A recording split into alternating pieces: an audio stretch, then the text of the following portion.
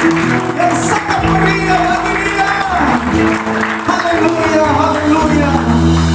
Tuhan Yesus, Engkau adalah sentral penyembahan kami pada siang ini.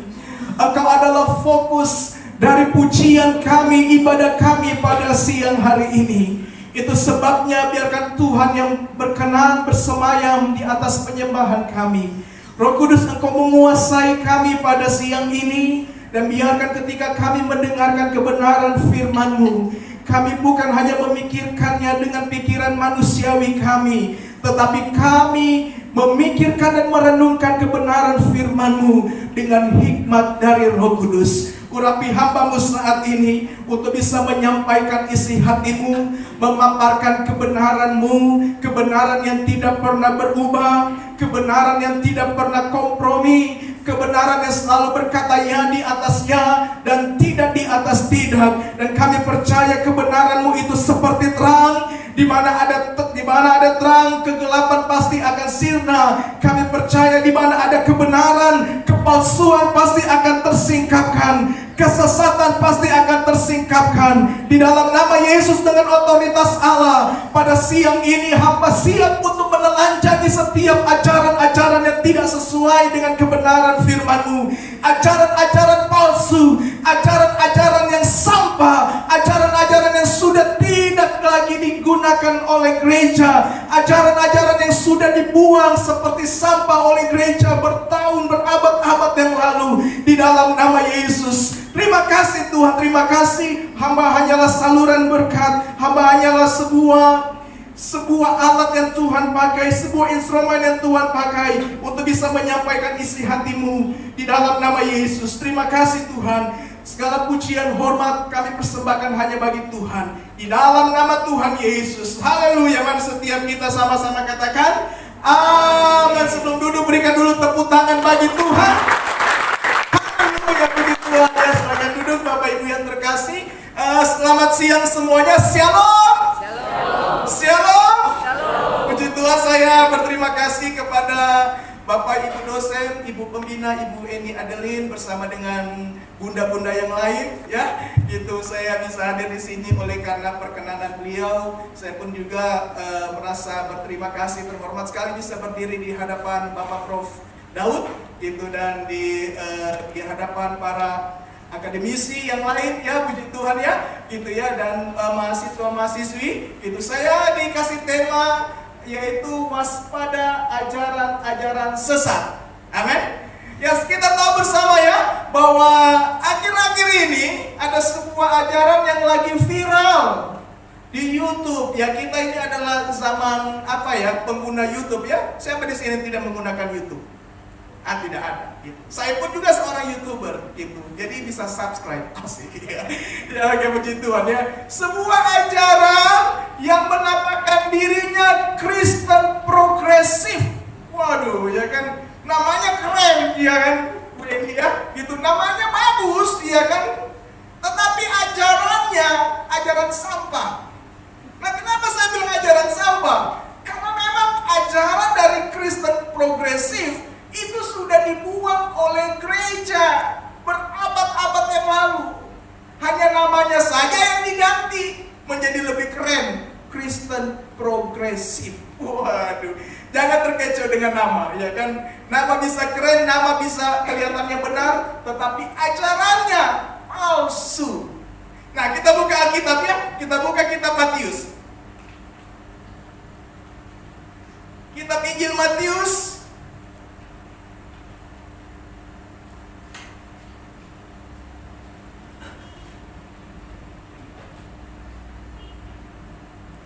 pasal 24. Ya, kita baca mulai dari ayat 15, ya. Gitu. Bolehlah mulai dari ayat 24. Firman Tuhan berkata apa di sana? Ayo kita bangkit berdiri. Sebab Mesias-Mesias palsu dan nabi-nabi palsu akan muncul, dan mereka akan mengadakan tanda-tanda yang dahsyat dan mujizat-mujizat, sehingga sekiranya mungkin mereka menyesatkan orang pilihan juga. Ayat 25. Camkanlah, aku sudah mengatakannya terlebih dahulu kepada kamu. Coba kita buka lagi kitab Injil Matius ya, pasal 7. Ayat 15 sampai ayat 23. Oke. Baca perhatian boleh ya? Firman Tuhan bilang begini, ayat 15. Waspadalah terhadap nabi-nabi palsu yang datang kepadamu dengan menyamar seperti domba, tetapi sesungguhnya mereka adalah serigala yang buas. Ayat berikutnya, Bapak Ibu, saudara-saudara. Dari buahnya kamu akan mengenal mereka. Dapatkah orang memetik buah anggur dari semak duri, atau buah ara dari rumput duri? Demikianlah setiap pohon yang baik menghasilkan buah yang baik, sedang pohon yang tidak baik menghasilkan buah yang tidak baik. Ayat 18. Tidak pohon yang baik itu menghasilkan buah yang tidak baik, ataupun pohon yang tidak baik itu menghasilkan buah yang baik. Dan setiap pohon yang tidak menghasilkan buah yang baik pasti ditebang dan dibuang ke dalam api. Jadi dari buahnya lah kamu akan mengenal mereka. Bukan setiap orang yang berseru kepadaku, Tuhan, Tuhan, akan masuk ke dalam kerajaan sorga, melainkan dia yang melakukan kehendak Bapakku yang di sorga. Ayat 22. Pada hari akhir banyak orang akan berseru kepadaku, Tuhan, Tuhan, bukankah kami bernubuat demi namamu, dan mengusir setan demi namamu, dan mengadakan banyak mukjizat demi namamu juga? Pada waktu itulah aku akan berterus terang kepada mereka dan berkata, aku tidak pernah mengenal kamu. Enyalah daripadaku, kamu sekalian pembuat kejahatan. Silakan duduk. Ya. Berbahagialah mereka yang mendengar dan melakukan setiap apa yang dikatakan kebenaran firman Tuhan. Jadi bukan mendengar untuk melupakan, melainkan sungguh-sungguh, amin ya, melakukannya dalam kehidupan sehari-hari. Saya punya satu alat peraga. Ada yang mau jadi volunteer tidak? Di tanganku ada 2 amplop, isinya uang. Uang jumlahnya berapa? Cuma saya dan Tuhan yang tahu. Dan ya, ada yang mau volunteer? Ada? Yang mau uang maju, pasti anak-anak ekonomi tuh. Anak-anak bersomi, ayo maju. Yang lebih dulu, 1, 2, 3, yang lebih dulu. Oke. Saya ada 2 amplop. Kamu pegang-pegang dulu. Ya kan? Kamu pilih yang mana? Serius? Betul? Yakin? Kenapa pilih yang kecil? Sedangkan yang besar lebih tebal. Feelingmu. Ini hidup berdasarkan feeling. Masa calon-calon cendekiawan tadi aku cuma pakai feeling. Feelingku Pak bilang hasil penelitianku demikian. Ada ilmiah itu namanya ya. Gitu. Yang lebih ilmiah dulu. Kenapa pilih yang kecil?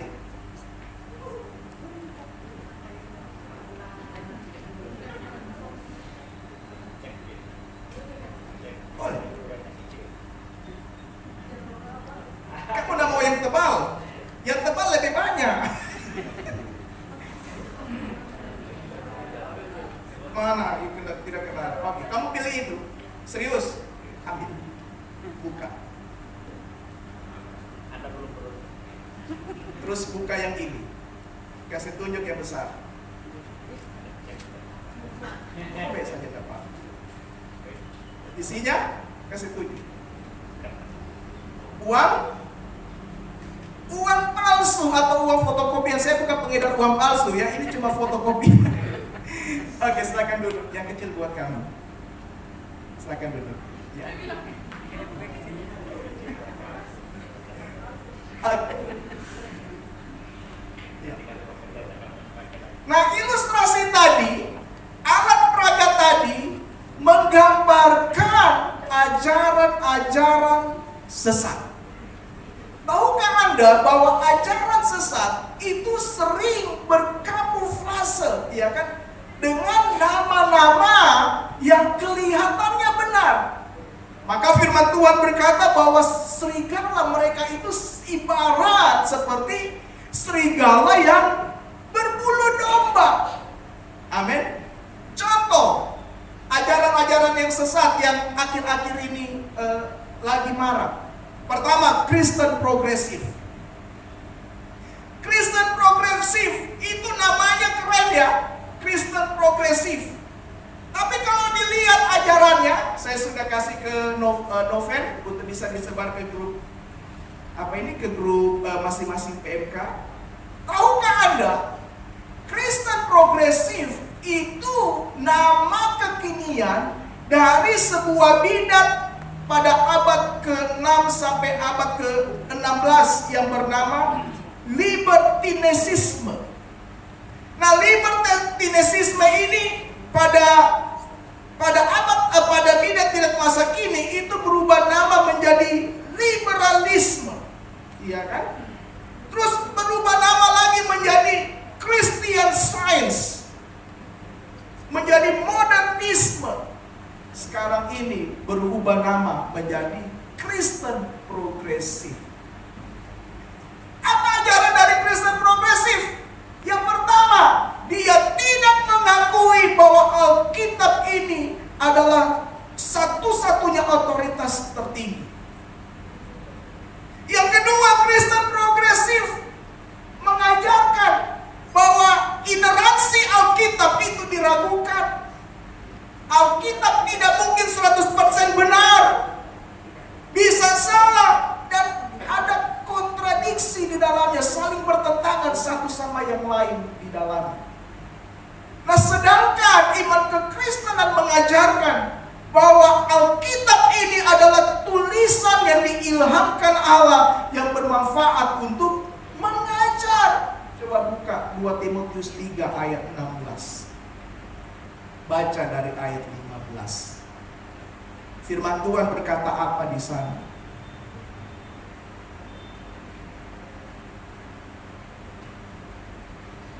Bisa baca satu orang? Apa firman Tuhan katakan di sana? Memang dari kecil, boleh tampilkan Bible-nya, ada Bible-nya? Tidak ada? Ya? Tidak ada ya, oke. Kita baca ya, 2 Timotius 3 ayat 16. Mulai dari ayat 15 dah kita baca ya. Tunggu sebentar. Ya. Nah, ini dia. Ingatlah juga bahwa dari kecil engkau sudah mengenal kitab suci yang dapat memberi hikmat kepadamu dan menuntun engkau kepada keselamatan oleh iman kepada Kristus Yesus. Ayat 16. Segala tulisan yang diilhamkan Allah memang bermanfaat untuk mengajar, untuk menyatakan kesalahan, untuk memperbaiki kelakuan, dan untuk mendidik orang dalam kebenaran. Jelas firman Tuhan. Jadi kalau ada satu kelompok seperti Kristen progresif mengatakan bahwa Alkitab itu bukanlah 100% ilham Allah, itu salah. Makanya saya bilang dari awal waktu doa, itu ajaran sampah. Hanya bungkusannya saja yang dipermak supaya kelihatan lebih menarik. Kenapa saya bilang ajaran sampah? Karena memang ajaran tersebut sudah dinyatakan dari abad ke-6 itu, ya kan? Sudah dinyatakan sesat. Bukan ajaran yang sehat, bukan ajaran yang lurus, ya kan? Di tulisan artikel yang saya tulis itu saya tak salah tulis, bukan kurus Bu, tapi lurus. Di yang terakhir ya saya tulis ajaran yang kurus, bukan kurus, yang lurus maksudnya. Bukan ajaran yang lurus. Dan kita heboh, orang-orang masa kini heboh, oh ada Kristen progresif, oh ada ajaran yang baru nih. Saya lihat viewernya, saya lihat yang tonton itu sampai ribuan, sampai jutaan tuh. Dia presentasikan tentang ajaran dari Kristen liberal. Dari dulu sampai saat ini ada dua aliran kekristenan yang saling bertolak belakang satu sama yang lain. Yang pertama, Kristen Injili, dan yang kedua, Kristen liberal. Nah, Kristen Injili selalu berkomitmen dan selalu berpegang teguh, tidak tergoyahkan bahwa firman Tuhan itu adalah, Alkitab itu adalah firman Tuhan. Amin. Itu pengajaran yang benar. Terus Kristen progresif ada lagi, pernah dengar di Facebook yang menamakan diri Gereja Tuhan yang Maha Kuasa. Ini lebih aneh lagi. Jadi Gereja Tuhan yang Maha Kuasa ini sebuah sekte yang berasal dari Tiongkok. Ajarannya lebih aneh. Dia bilang bahwa Yesus itu sudah datang kedua kali. Sudah ada Yesus mengambil wujud seorang wanita yang bernama Yang Xianbing, ya kan, istri dari pendiri sekte ini. Sangat lucu, ya kan. Dia berkata Yesus sudah ada mengambil wujud seorang wanita dan berbahasa Mandarin.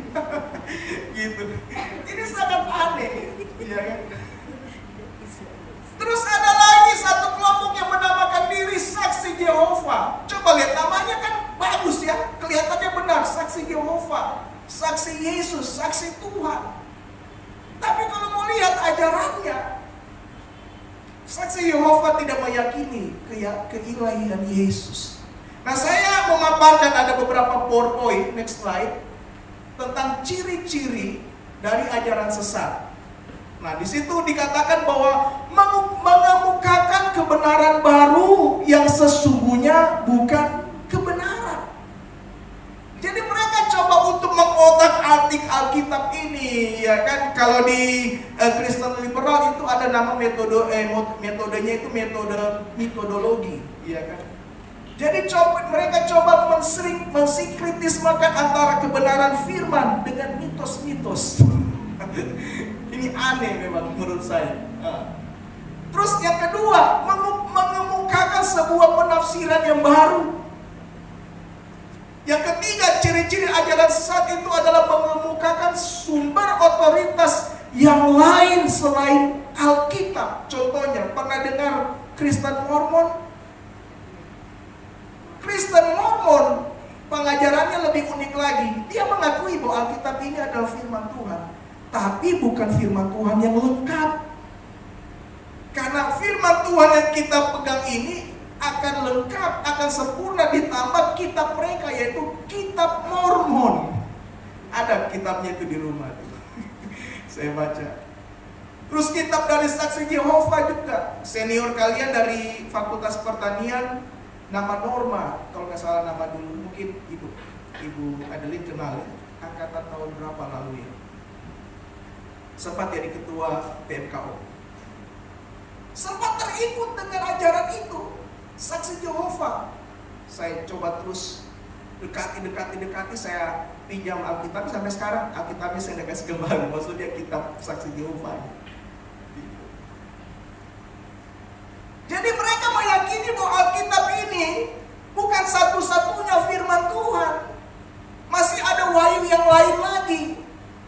Nah, terus berikutnya, mereka juga meragukan ineransi Alkitab sebagai satu-satunya wahyu ilahi. Yang berikutnya mengemukakan Yesus yang lain atau Yesus palsu. Mengemukakan doktrin yang berbeda dengan yang Alkitab tulis. Dan yang terakhir, mengemukakan ajaran yang kelihatannya benar, padahal sesat. Nah, kita sebagai anak muda Kristen, kita sebagai mahasiswa-mahasiswi Kristen, dengar ini, kita harus kuat di dalam pengajaran. Amin. Kita harus kuat di dalam pendalaman Alkitab. Makanya saya mengajak kita semuanya, kalau ada pemuridan, ikut. Salah satu program Permakota mungkin juga ibu ya, pemuridan. Kalau ada kelas-kelas pendalaman Alkitab, ikut, iya kan? Supaya kita kuat. Orang boleh berkata apa di luar tentang keyakinan kita. Orang boleh berkata apa tentang Tuhan kita, tentang juru selamat kita. Kita tetap berpegang kepada satu keyakinan bahwa yang lebih penting bukan bukan apa yang orang lain katakan, tetapi yang terpenting adalah apa yang Alkitab katakan. Yang setuju katakan amin. Jadi harus kuat di dalam pengajaran. Jangan sampai kita seperti orang yang terombang-ambing dengan rupa-rupa angin pengajaran. Yang sana dikatakan pengajaran begini, kita ikut. Yang di sana lagi mengatakan yang lain, kita ikut. Maka kita jadi monster. Tahu monster ya? Semuanya nyatu gitu. Nah, berikutnya, kalau di dalam ini buku sangat bagus, nggak tahu apakah masih jual apa tidak. Ini saya juga cuma fotokopi. Di sini dikemukakan tentang bidat-bidat dari abad pertama sampai masa kini. Saya hanya bahas sampai abad kelima, itu pun kalau selesai ya, karena ini banyak sekali. Nah, yang pertama itu ada bidat yang namanya nomianisme. Apa pengajarannya di sana ditulis nomianisme?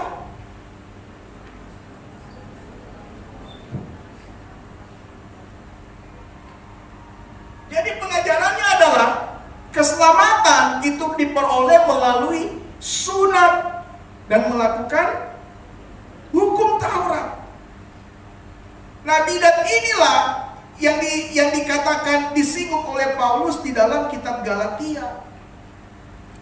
Kitab Galatia pasal 2, coba kita buka. Dikatakan bahwa kamu begitu mudah terpengaruh dengan Injil yang lain. Iya kan? Sekalipun malaikat mengatakan ataupun memberitakan kepadamu sebuah Injil yang berbeda dengan yang aku katakan. Coba kita buka dulu kitab Galatia pasal 2. Bisa ditampilkan? Kitab Galatia pasal 2. Ini memang agak serius ya, karena memang pengajaran gitu. Kitab Galatia pasal 2.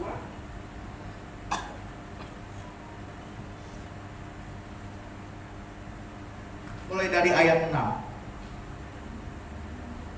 Aku heran bahwa kamu begitu lekas berbalik daripada Dia yang oleh kasih karunia Kristus telah memanggil kamu dan mengikuti suatu Injil lain yang kebenarannya bukan Injil. Hanya ada orang yang mengacaukan kamu dan yang bermaksud untuk memutarbalikan Injil Kristus. Tetapi sekalipun kamu kami atau seorang malaikat dari sorga yang memberitakan kepada kamu suatu Injil yang berbeda dengan Injil yang telah kami beritakan kepadamu, apa kata firman Tuhan? Terkutuklah dia. Baca kitab Galatia keseluruhan, itu Paulus menyinggung tentang ajaran nomianisme, di mana mereka dibawa untuk kembali kepada tradisi Taurat. Ini abad-abad pertama. Terus ada yang kedua, bidat yang menamakan diri aksestisisme. Aksestisisme, apa ajarannya? Keselamatan diperoleh dengan cara menyiksa diri. Saya pernah nonton film seorang bapak reformasi gereja, Martin Luther. Waktu dia sebelum dipakai Tuhan untuk bergerak menyatakan kebenaran firman, sebelum dia studi ke Vatikan, dia hidup di dalam penyiksaan diri. Setiap hari dia cambuk dirinya. Dan Martin Luther memang dulu pernah menganut paham ini, asketisme. Menyiksa diri dengan cara yang tidak wajar. Nah, itulah yang Paulus singgung di dalam kitab Kolose pasal 2 ayat 20 sampai 23. Tapi itu dulu Martin Luther sudah kembali kepada ajaran yang sebenarnya dengan dia menyatakan trisola, yaitu sola fide, sola gratia dan sola scriptura. Kolose pasal 2 dikatakan di sana apa? Apabila kamu telah mati bersama-sama dengan Kristus dan bebas dari roh-roh dunia, mengapakah kamu menaklukkan diri pada rupa-rupa peraturan seolah-olah kamu masih hidup di dunia? Jangan jama ini, jangan kecap itu, jangan sentuh ini, semuanya itu hanya mengenai barang-barang yang binasa oleh pemakaian dan hanya menurut perintah-perintah dan ajaran manusia. Terus yang ketiga, ada ajaran yang namanya apa di situ? Anti-Anasianisme. Dikatakan apa di sana?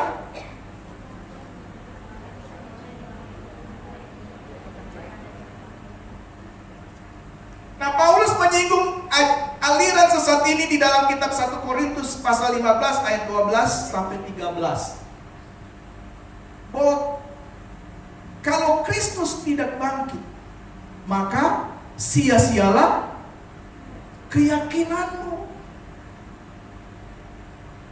Tetapi andai kata Kristus tidak dibangkitkan, maka sia-sialah pemberitaan kami dan sia-sialah kepercayaanmu. Nah, terus berikutnya ada bidat namanya Gnostisisme. Gnostisisme apa ajarannya di sana? Bisa dilihat. Keselamatan diperoleh melalui pengetahuan atau filsafat. Nah, inilah yang disinggung oleh kitab 1 Yohanes pasal 4 sampai ayat 1 sampai 3 sebagai roh antikristus. Ibu Edi sudah mau jalan. Iya, enggak apa-apa. Saya cepat saja ya. Ini yang abad pertama. Terus berikutnya, ini saya hanya paparkan saja dan saya akan kembali kepada kitab Injil Matius tadi. Ada abad kedua sampai abad ketiga, ada bidat yang menamakan diri, belum ada timekeeper ya, belum ada ya. Ebionisme. Dia berkata bahwa keselamatan diperoleh dengan setia berpegang pada hukum Taurat, dan mereka menyangkal keilahian Yesus. Ini pengembangan dari bidat yang di abad pertama tadi yang kembali kepada tradisi Taurat. Terus yang kedua ada yang namanya Marcionisme. Di sana dikatakan bahwa Yesus sebagai manusia sejati, bukan utusan Allah. Terus sedangkan kekristenan mengajarkan bahwa Yesus itu adalah Allah sejati dan manusia sejati. Allah perjanjian lama berbeda dengan Allah dalam perjanjian baru. Keselamatan hanya dianugerahkan kepada orang yang menyangkal perjanjian lama gitu. Terus berikutnya ada Nasarenis. Ini mirip dengan Ebionis.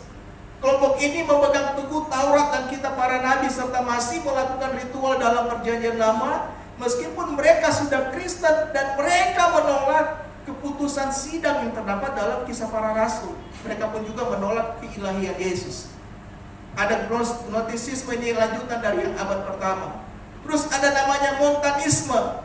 Montanisme ini mirip-mirip dengan Pentakosta. Mirip-mirip, tapi Pentakosta bukan Montanisme. Saya orang Pentakosta, Pantekosta, jadi tahu. Ada perbedaannya. Mirip-mirip karena yang mereka lebih ke pekerjaan roh juga gitu. Tetapi bukan Montanisme. Pantekosta bukan Montanisme, ya. Jadi aliran Pantekosta katakan amin. Yang GPI, Betani, GPDI. Ingat kalau ada orang yang berkata kita Montanisme itu salah sekali. Karena Montanisme menganggap bahwa pemimpin mereka yang bernama Montanus itu adalah nabi setelah Yesus. Jadi apa yang diucapkan oleh Montanus dianggap sebagai firman Tuhan. Sudah ada timekeeper, saya cepat saja. Berikutnya ada Novationisme, bisa dibaca. Terus berikutnya Arianisme, ada Apollinarias.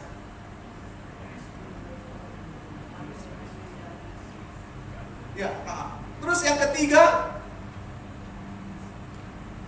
ada Nestorianisme. Jadi sebuah bidat yang menyangkal Yesus adalah Allah sejati sekaligus manusia sejati. Bagi mereka Yesus bukanlah Allah yang menjadi manusia, melainkan Allah yang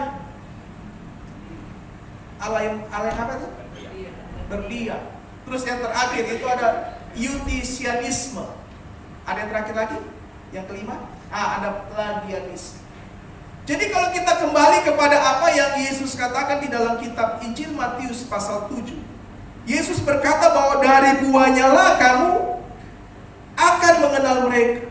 Artinya dari ajarannya kita dapat membedakan mana ajaran yang sehat dan mana ajaran yang sesat. Amin. Tidak mungkin satu pohon menghasilkan buah yang berbeda. Tidak mungkin pengajar yang benar mengajarkan ajaran yang salah. Jadi jangan terkecoh dengan namanya. Lihat ajarannya. Amin.